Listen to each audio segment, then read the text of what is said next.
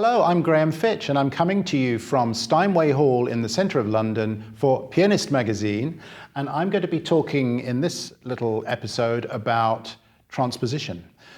Now, transposition is a fantastic ear training tool if we want to check our memory. Let's say we've memorised something and we want to see how well we're doing. Maybe we've got a little spot in a piece that we've memorised that we never seem to be able to get right. Try transposing it into a different key, 2 or 3 different keys. I'm going to illustrate that a little bit. I'm also going to show you how to use transposition as another practice tool for a difficult passage. So if you've got something that you stumble over repeatedly and you've tried everything else, and it may just be, again, a little snippet from the middle of a piece, we're going to look at how to use transposition to nail it. Now, transposition at sight is a different thing. That's really an accompanist skill. When I'm not talking about at sight, I'm talking about transposition by ear.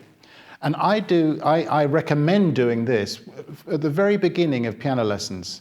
I'm going to show you an elementary piece by Bach, the Musette in D from the Anna Magdalena, which we probably all played at some point.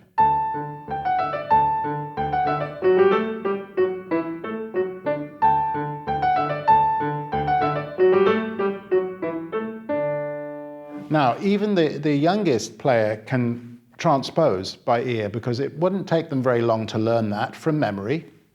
Let's go now into the key of C. It's just a 5-finger position in the right hand on C.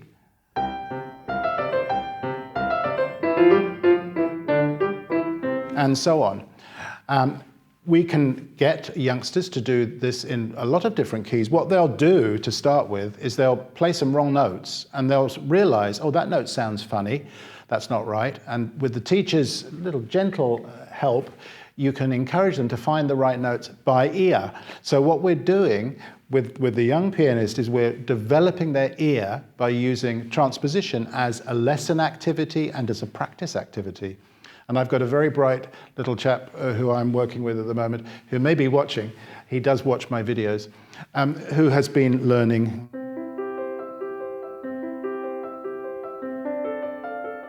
And I'll say to him, let's next week play that in, and I'll give him 2 or 3 different keys. And during the week, he finds not the whole of the prelude, but a chunk of the prelude, maybe the first section, that he can now play in a bunch of different keys.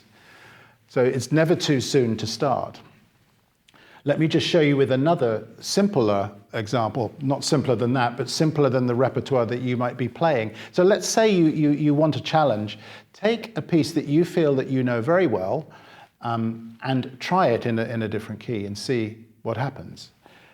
There's a Mozart minuet I'm going to play now, K2.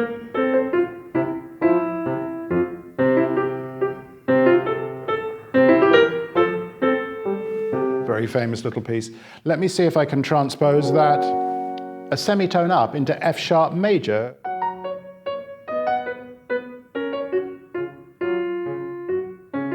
And so on. So I would recommend, if you're not comfortable with transposition, let's say you're an intermediate advanced player who finds it difficult to transpose, just take a few, maybe even just one or 2 simple pieces like this, learn them in the original key so that you can play them from memory, shouldn't take you very long, and just try it out in a bunch of different keys and make it a part of your practice activity. More advanced players who are maybe struggling with their memory, the Pathétique,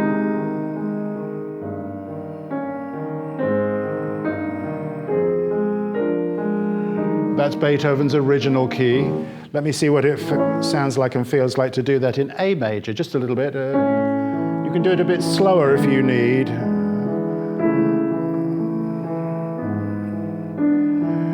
And if you need to feel your way, that's fine too.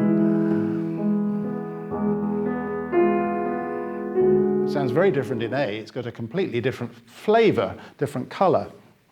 As I say, it's fantastic for memorization. You'll find that a lot of professional pianists use transposition as a memory tool, memorization tool. So another few ideas if you want to get good at it.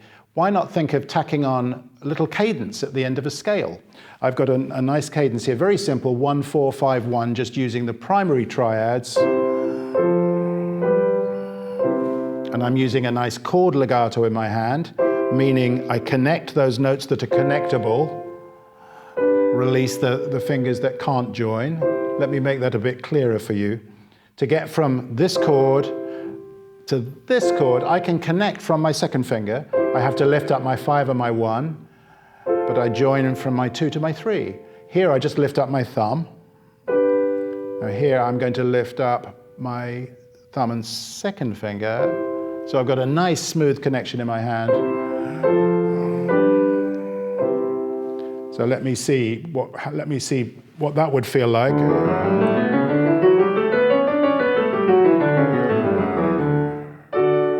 That's D major. And again, that just helps me to feel very at home in any key. So I would highly recommend adding little cadences to the end of a scale.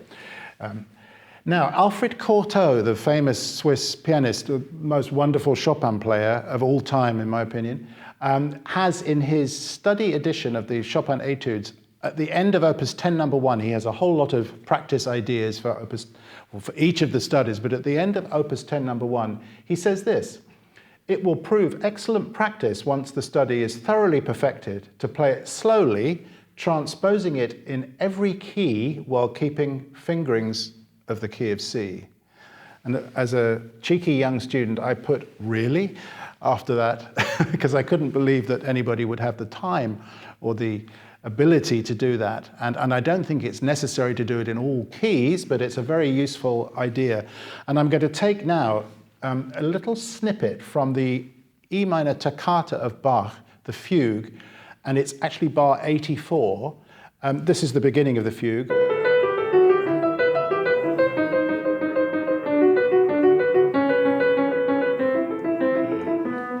And the section that I'm talking about, bar 84, trips a lot of pianists up. I have noticed this over the years, that when they get to this corner, there's a lot of accidents. Let me just shoot. I'll do it a little slower for my benefit more than anything else. And I'm going to do it again. That's slightly better. Okay. Now, it is awkward because it doesn't lie completely under the hands in the way that you might hope. So we could, of course, practice it hands separately, but also voices separately, parts separately. Top right hand soprano. Just that little corner. What would the alto sound like by itself? Nice and rhythmical, springy, the bass line. And then I would combine the voices, maybe the alto with the bass. And the soprano with the bass minus the alto. Once I've done all of that, and I've done my slow practice, and I've done my chaining practice, and I still find perhaps it's a little sticky, I could experiment with transposition. I'm going to take it from the key of E minor. Let me take it up to the key of F minor. And again, if I want to make a cadence so that I'm comfortable in the key.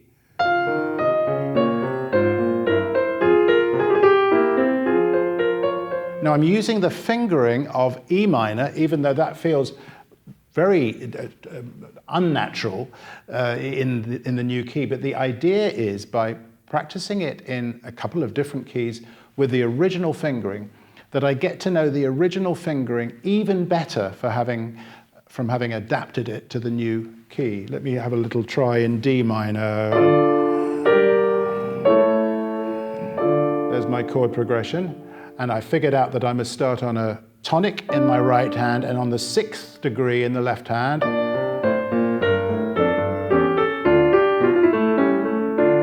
And I made a little slip up there because I obviously hadn't quite heard that interval.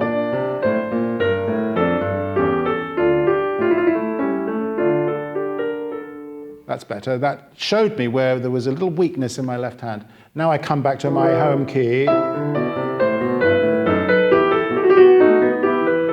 And almost by magic, that feels like it fits me much better. It fits like a glove.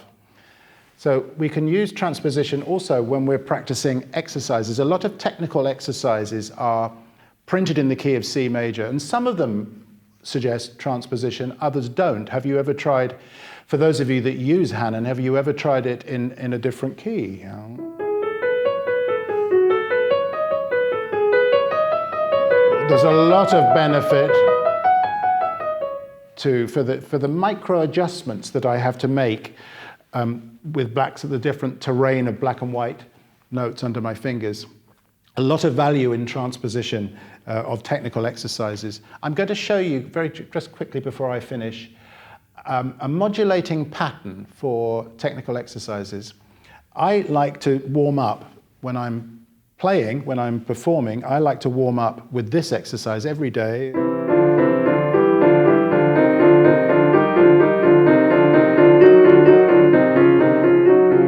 Now in the key of D flat.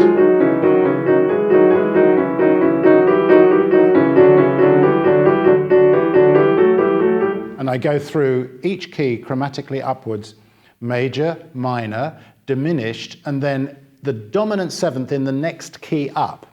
And you won't find that always printed. You will often find in books of technical exercises, they print it in C major and then they put etc. transpose into each key.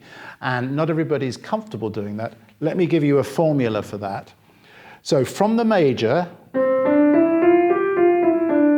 I get to the minor by flattening the third degree. Now, I add to my flattened third degree a flattened fifth degree. And that gives me my diminished chord. Then I flatten the second degree, which is the dominant seventh, if you will, to the next key. Let me just go through that again. Flat 3, flat 5, flat 2, and then I usually stop before the last note so that I can get into my new key. And when I apply that to my double thirds exercise, flat 3, flat 5, flat 2, new key, D flat major, flat 3, and so on.